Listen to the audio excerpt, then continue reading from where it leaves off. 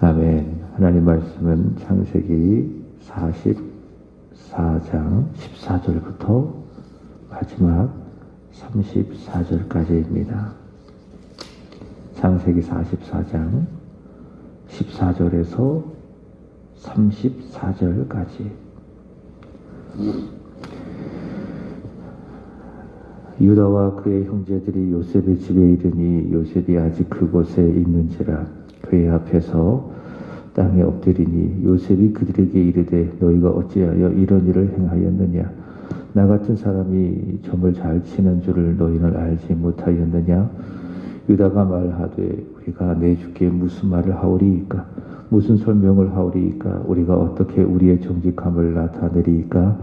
하나님이 종들의 죄악을 찾아내셨으니 우리와 이잔이 발견된 자가 다 내 주의 노예가 되겠나이다. 요셉이 이르되 내가 결코 그리하지 아니하리라. 자니 그 손에서 발견된 자만 내 종이 되고 너희는 평안히 너희 아버지께로 도로 올라갈 것이니라. 유다가 그에게 가까이 가서 이르되 내 주여 원하건대 당신의 종에게 내 주의 귀에 한 말씀을 아뢰게 하소서. 주의 종에게 노하지 마소서. 주는 바로와 같으심이니이다. 이전에 내 주께서 종들에게 물으시되 너희는 아버지가 있느냐 아우가 있느냐 하시기에 우리가 내 주께 아뢰되 우리에게 아버지가 있으니 노인이요 또 그가 노년에 얻은 아들 청년이 있으니 그의 형은 죽고 그의 어머니가 남긴 것은 그뿐이므로 그의 아버지가 그를 사랑하나이다 하였더니 주께서 또 종들에게 이르시되 그를 내게로 데리고 데려와서 내가 그를 보게 하라 하시기로 우리가 내 주께 말씀드리기를 그 아이는 그의 아버지를 떠나지 못할지니 떠나면 그의 아버지가 죽겠나이다.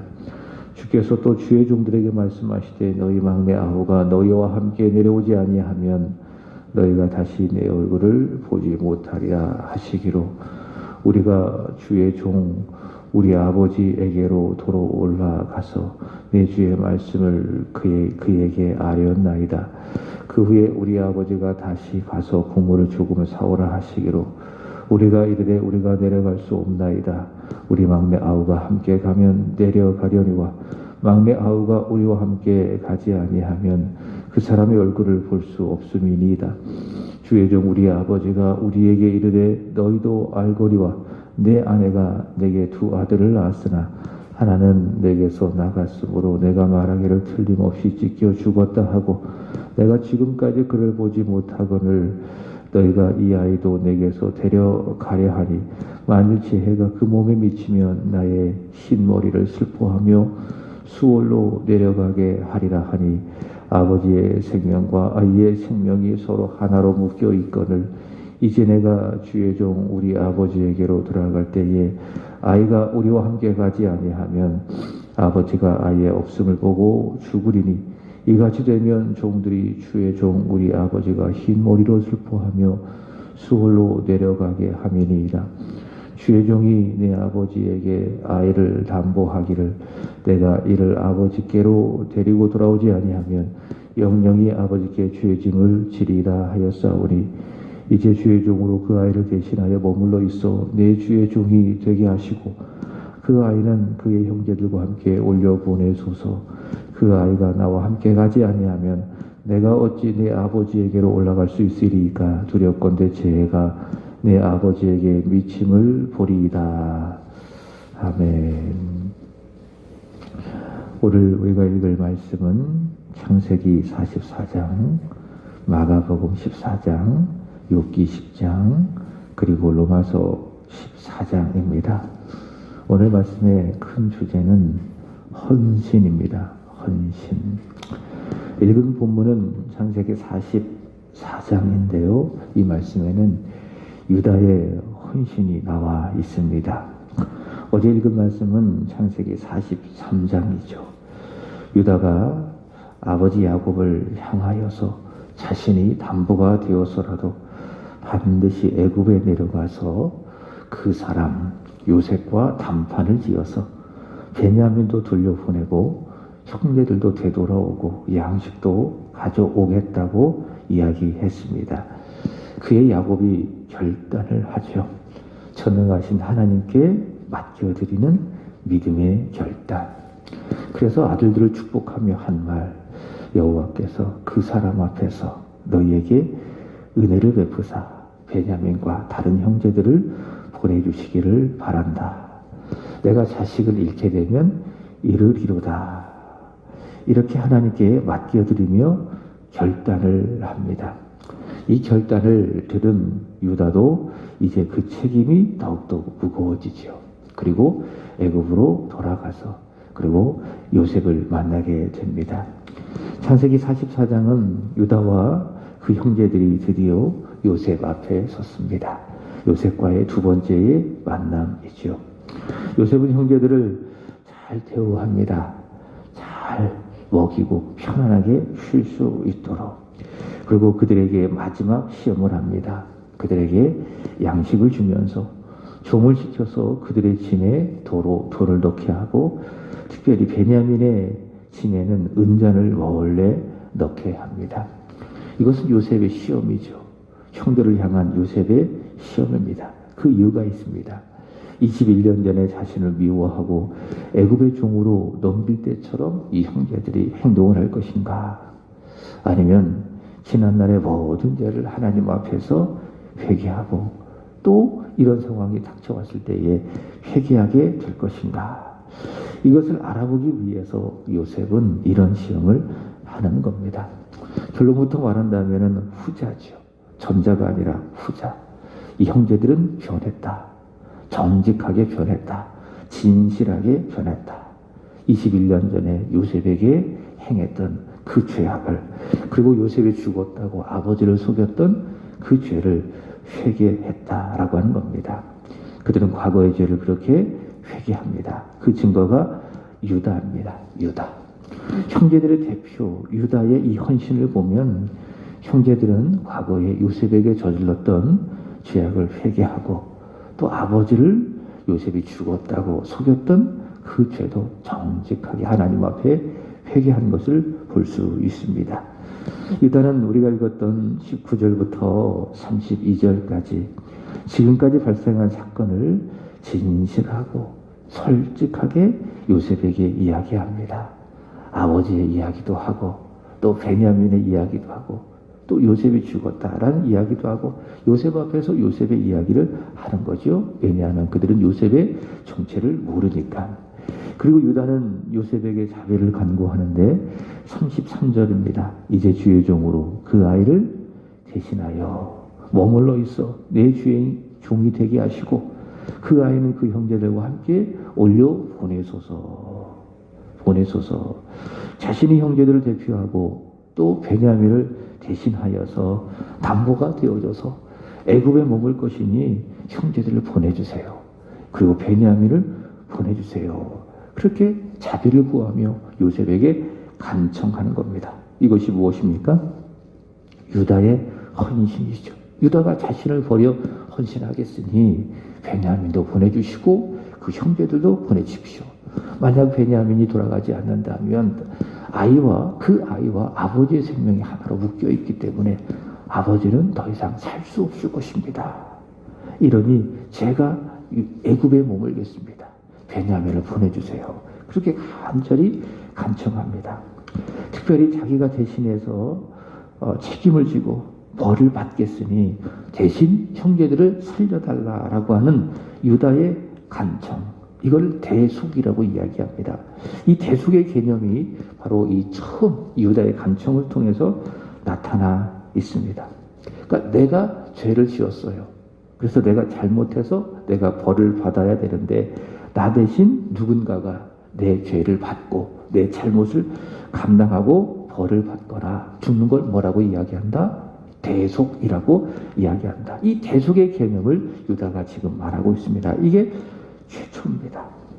그래서 이 유다의 자손으로 온 예수 그리스도를 누구라고 이야기하는가 하면 대속의 주, 그렇게 이야기합니다.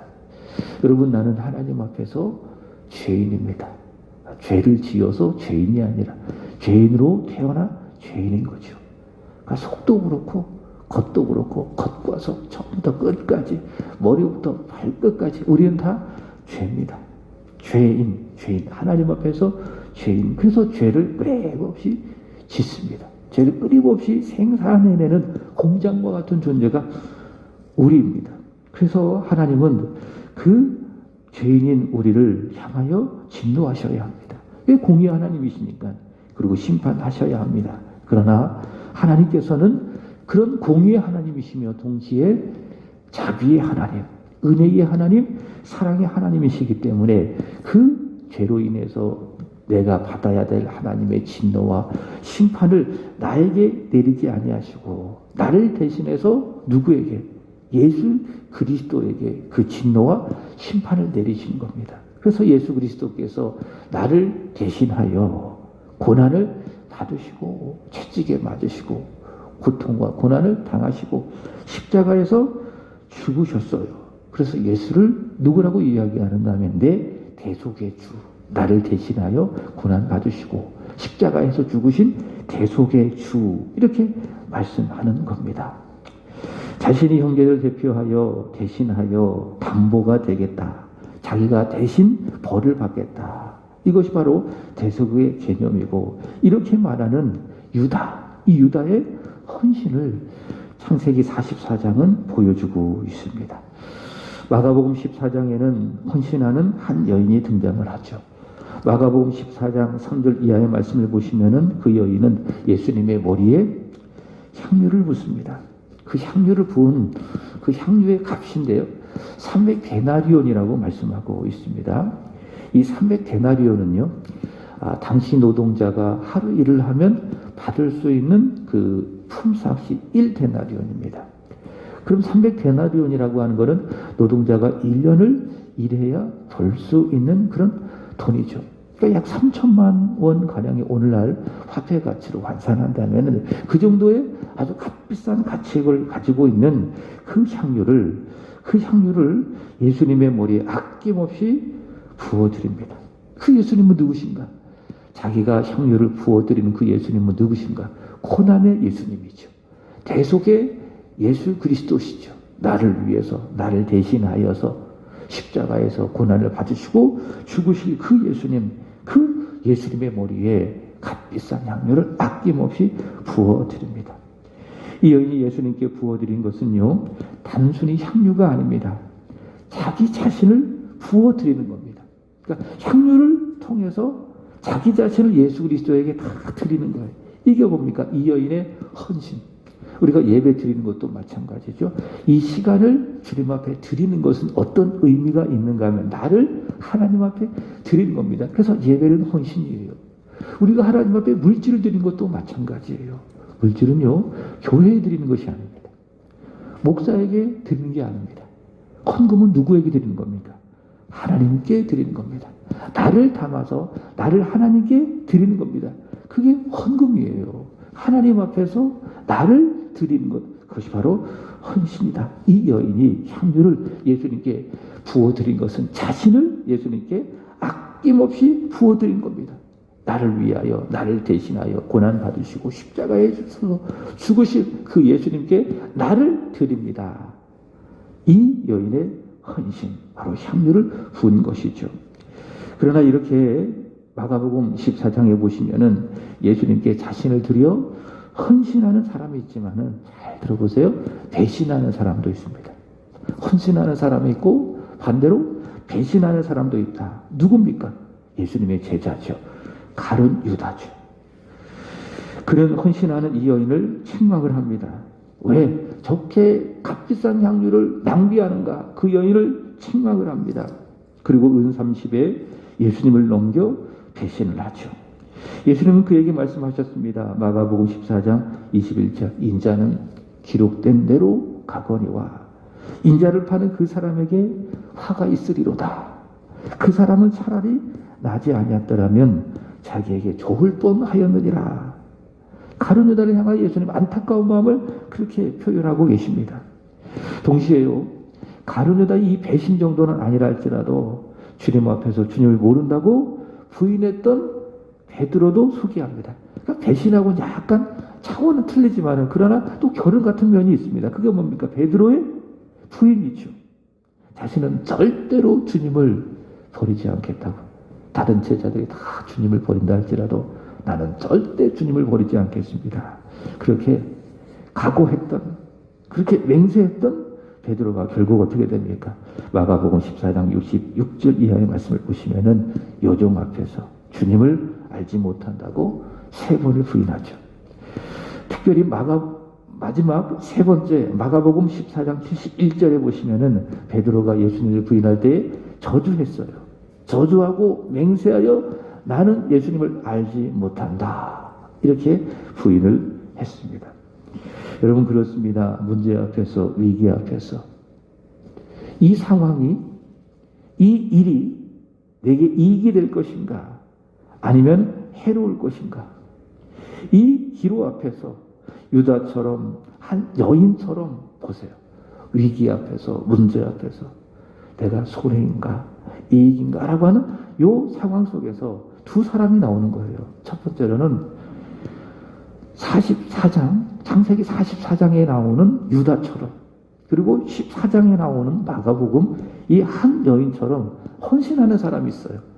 자신을 들여서 헌신하는 사람이 있고, 동시에 자기의 이익을 위해서 절대로 손해보지 아니하기 위해서 자기 자신을 위해서 가룟 유다처럼 배신하는 사람도 있고, 때로는 베드로처럼 말을 바꾸어서 부인하고 돌아서는 사람도 있습니다.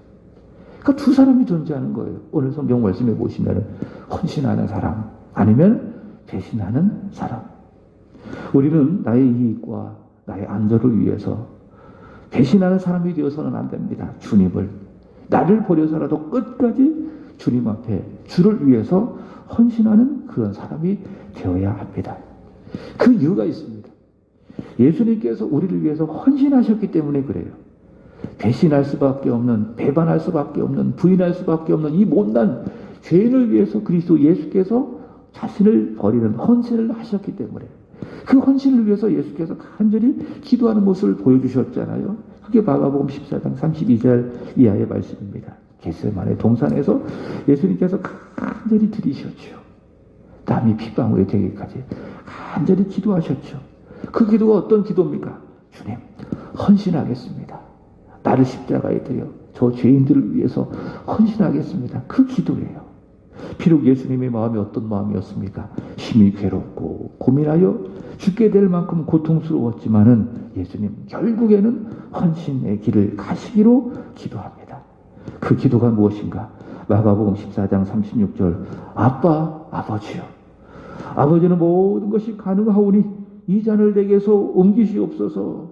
그러나 나의 원대로 마시옵고 아버지의 원대로 하옵소서.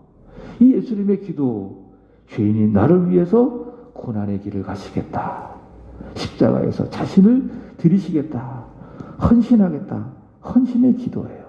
헌신의 기도. 그리고 기도한 대로 예수님 자신을 헌신하셨죠.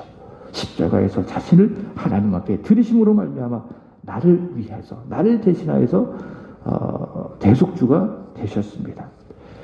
그 예수 그리스도의 기도와 십자가의 헌신으로 내 모든 죄가 용서받았고 구원받았고요, 우리는 하나님의 자녀가 되었습니다. 그러므로 우리는 44장의 창세기 44장에 나오는 유다처럼, 그리고 마가복음 14장에 나오는 이 여인처럼 어떤 삶을 살아야 돼요? 헌신, 나를 예수님께 드리는 헌신의 삶을 살아야 합니다. 그래서 기도할 때도 주님, 나를 예수님께 아낌없이 드릴 수 있는 헌신의 마음을 주십시오. 유다처럼, 가룟 유다가 아니에요. 유다처럼, 야곱의 아들 유다처럼 교회를 위해서, 우리 주님을 위해서라면 나를 아낌없이 포기할 수 있는 헌신의 마음을 주세요. 그렇게 간절히 기도해야 됩니다. 마가복음 14장이 예수님의 헌신, 그 여인의 헌신을 말씀하고 있습니다. 로마서 14장 7절, 8절 이렇게 이야기합니다. 우리 중에 누구든지 자기를 위하여 사는 자가 없고 자기를 위하여 죽는 자가 없도다. 그러니까 나는 예수 그리스도를 위해서 헌신할 수 있도록 살아가는 사람이라는 거예요. 예수께서 자신을 헌신함으로 말미암아 나를 구원하사 헌신하도록 나를 부르셨다. 그게 그 말이에요.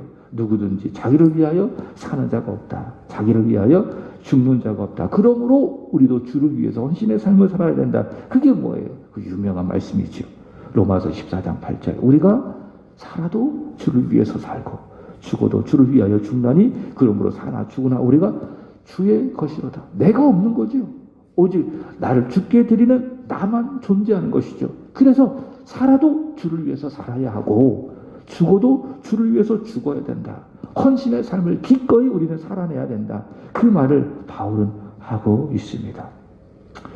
그리고 그 헌신은 나와 하나님과의 관계 속에서 동시에 우리 주변 형제와 자매들과의 관계 속에서 나타나야 되는 거예요. 그러니까 주를 향한 헌신은 하나님 앞에서 나를 드리는 것으로 나타나야 되지만 동시에 수평적인 의미에서 형제와 자매들과의 관계 속에서 나타나야 되는데 바울은 이야기하기를 로마서 14장에서 용납하는 것, 이해하는 것, 관용하는 것, 비판하지 않는 것. 그래서 사도 바울은 로마서 14장 13절 이하에서 이야기하기를 뭐라고 이야기합니까? 서로 비판하지 말아라. 형제 앞에서 거칠 것을 두지 말라.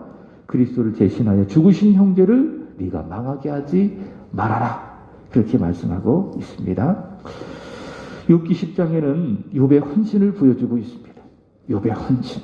욥기 10장 7절로 가보시면 욥은 친구들의 말처럼 자신이 악하지 않은 줄을 주께서 아십니다. 고백을 합니다.